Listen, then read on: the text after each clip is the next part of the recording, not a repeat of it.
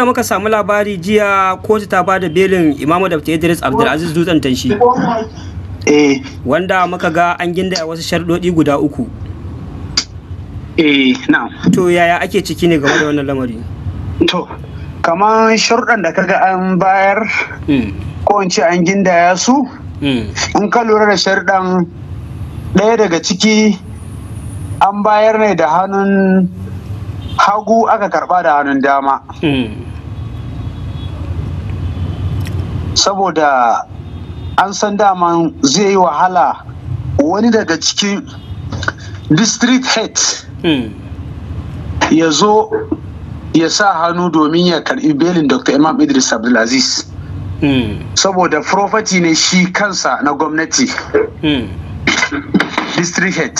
Kuma kaga ita wannan shari'a da gwamnatin ake ita kanta baki daya. Shari'an kuma kanta in kuka lura cewa masu sauraro suka lura da gwamnati ake kamar yadda ka faɗa. Kuma ba wani wanda ma'aikacin gwamnati da ya zo ya sa hannu akan shari'an Dr. Imam Idris Abdulaziz saboda da gwamnati ake yi. So a takaice dai mun samu cika sharuɗa guda 2 ba mu cika ɗaya ba saboda ɗayan dama an bayar da hannun hagu ne aka karɓa da dama. To an ɗaga daman zuwa yau ne dama abu biyu ya ce idan ba a cika wannan sharaɗin ba tun da lauyoyin Dr. Imam Idris Abdulaziz ɗaya daga ciki ya yi roko akan cewa wannan case din is a bailable offense sa'annan kuma za a iya ba mutum ma belin kansa da kansa sai ce to ba matsala zai karanta mana in beli muke so yau zai karanta mana dikon idan kuma yau na gobe ne kenan a jiya kenan yake ce in na yau kenan zai iya ɗagawa zai je yi tunani kamin ya zo ya tsayar da matsaya akan zai iya ba da belin shi Dr. Imam Idris wa kansa belin kansa wato ma'ana set bail kenan. To yau an zo kotu kamin ma da je maganan yau gaskiya bari mun gaya maka abin da ya faru a jiya a kotu. Masha Allah muna sauraron ka. Wato ana zaluntar Dr. Imam Idris Abdulaziz ne ba kan bisa ka'ida ba zaluntansa kawai ake yi. Subhanallah. Wannan shari'an kanta alkalin nan an tura masa da stay kamar yadda kuka sani a baya. To da abun da ya kamata jiya da aka zo shari'an nan kawai sai ce ai shi yanzu akwai stay a gabansa. Malam baya wannan kotun yana high court ne malam tafi gida an high court sun neme ka ko an kawo maka sammaci an canza ma kotu sai ka je amma ni yanzu dama na tura ka ne saboda contempt of court da aka yi wato raina kotu kuma ka riga da ka gama cin sarkanka to ka tafi gida amma wannan alkali bai haka ba saboda interest din gwamnati na jiha. Kana magana na kwanaki 30 din da aka yanke masa kenan. Hukuncin da aka yanke masa kwanaki ya riga ya kammala ka gane ya riga da ya kammala tunda hukunci ne kuma in kotu ta yanke ma hukunci ta tura ka gidan yari in ka gama aya doka tafiya gida da ka yi wannan haka yake.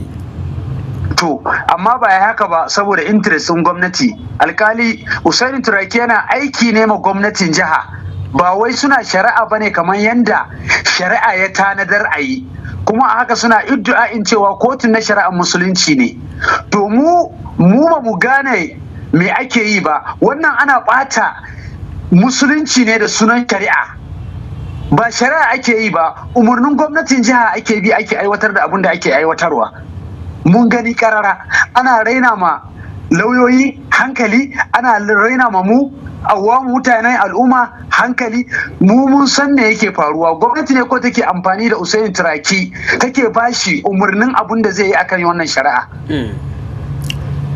Muna jin ka game da labarin da kake bamu akan yadda shari'a ta wakana a jiyan kafin ya zuwa yau. Yawwa yadda shari'a ta wakana a jiya shine lauyan malam ya tashi ya ce shi yana ga alkali bai da hurumin da zai sake ce kala akan wannan kesin. Kala bai da hurumi tunda already akwai stay a gabansa. Amma abun mamaki sai ya ce yana da karanta hukuncin da lauyoyi ba su bar shi a wancan zama da aka yi on 19 June ba shine yau zai karanta kwarya-kwaryan hukuncin da ya niya da ya ba a wancan lokacin. Ya ce a wancan lokacin ba wanda ake tuhuma ba ne ya raina kotu lauyoyi ne suka raina kotu, a sanadiyan haka sai hukunci ya ce a ɗauki wanda ake tuhuma a kai shi gidan yari. Kaga kenan ba malam bane ya laifi, lauyoyi da suka yi laifi, amma kuma ta shafi malam. Bayan kotu na shari'a musulunci ne, kuma shi da kansa a jiya ya karanta ya ce wala ta zuruwa zuratun wuzura ukura, laifin wani baya shafan wani. Kenan lauya ya yi laifi, hukunci ya kamata ya tsaya akan lauya ne, sai aka cutar da malamin mu, sai aka kai shi gidan yari na tsawon kwana 30. To kuma kaga kenan na kuma abun mamaki sai na ji kamar ka ce shi wannan alkali yana kokarin ƙara karanta wannan dai hukunci da yunkurin yankewa a wancan lokaci har aka samu cece kuce. Abun da ya faru kenan. Wato ajiye kake a karkashin ajiye kenan. A karkashin wannan ne ma sai muka yi maganar beli. Lauyan malam kenan ya maganar beli. To bayan ya karanta wannan ne aka yi maganar beli, shine sai ya bada wannan sharuɗan da ya saka.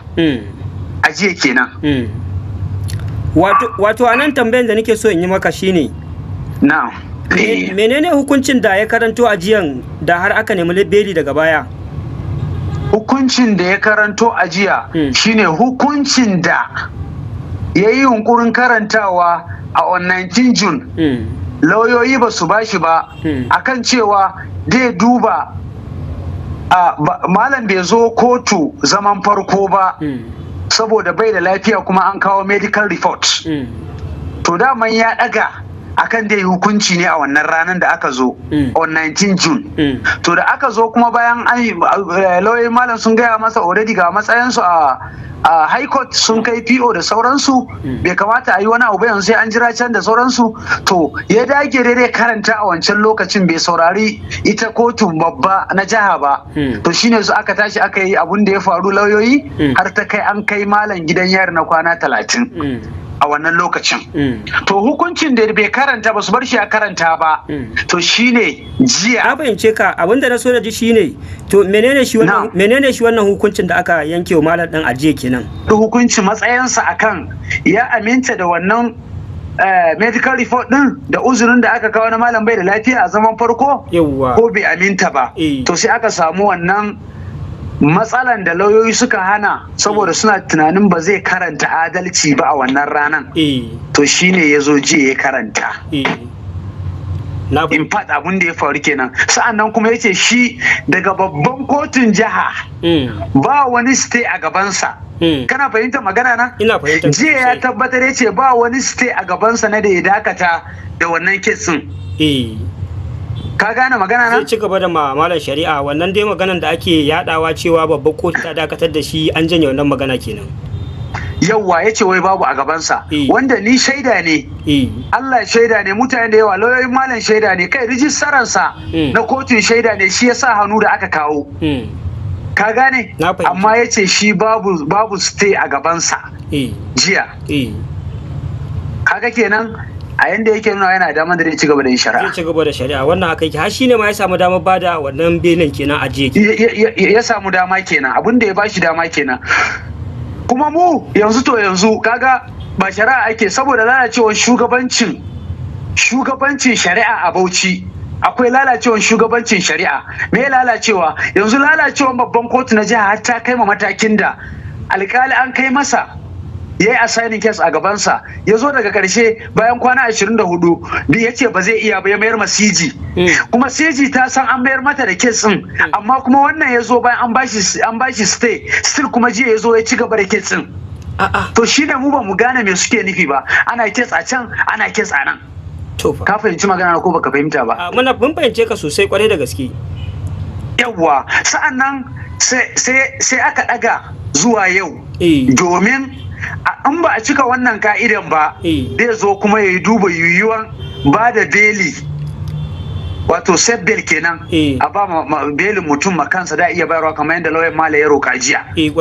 To yau ya zo kotu, bai zo ba sai karfe 12 ya wuce. Tun safe muke kotu muke jira, bai zo ba. Da ya zo sai shiga kotu, sai ta rubuce-rubucensa, sai ce na farko babu lauyan gwamnati, babu lauyan gwamnati. Na biyu kuma babu jami'an tsaro. na uku shine ba zai iya wannan shari'an ba ya daga sai gobe saboda babu jami'an tsaro, ya ba da dama ma rijistaransa ya kai takaddama commissioner of police na jami'an tsaro. To tukunna kamin aje wannan me ya lauyan gwamnati da zo maka yau, tunda kai ne kace ka ba da beli a condition kaza, jami'an tsaro da suna zuwa akan me, sun san an ba da beli, to su zo kotu su yi me yau, me da su zo kotu. Kuma tun shari'a nan daga fara wanda zuwa yanzu ya taba samun wani tension na mutane, jama'a zo su yi wani bore ko a yi rikici ko a yi kokarin tada hankali? Tun da aka fara shari'an nan ba wani ɗalibi ko wani daban da ya zo ya yi kokarin yunkurin tada hankali ko wani magana da bai dace ba a kotu.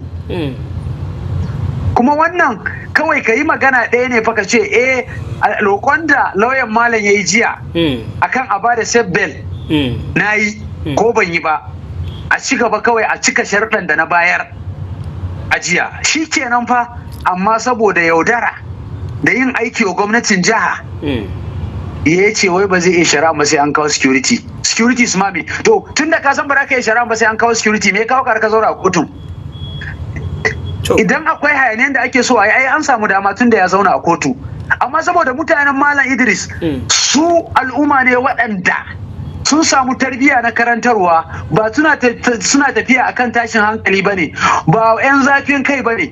Da yana yanke wannan hukuncin muka ce Allah ya kai mu, kowa ya tashi ya wuce tafi abunsa kuma ya fita cikin lafiyansa a yau kenan. Masha Allah. To kaga maganan ba lauyan gwamnati, da lauyan gwamnati ba abin da zai zo maka, saboda ya san jiya an ba da beli, kawai ana jira ne a ji an cika sharadi.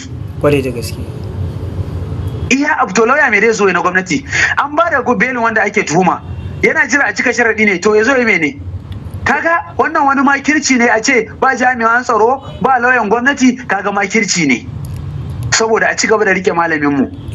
To muna sake yin addu'a wanda yake da hannu a cikin waɗannan abubuwan da suke faruwa, Allah ubangiji ka jarabce shi, Allah ya jarabce. Wato Malam Abdul Malik, yanzu dai lamarin shari'a daga yau an daga shi ya koma zuwa gobe kenan.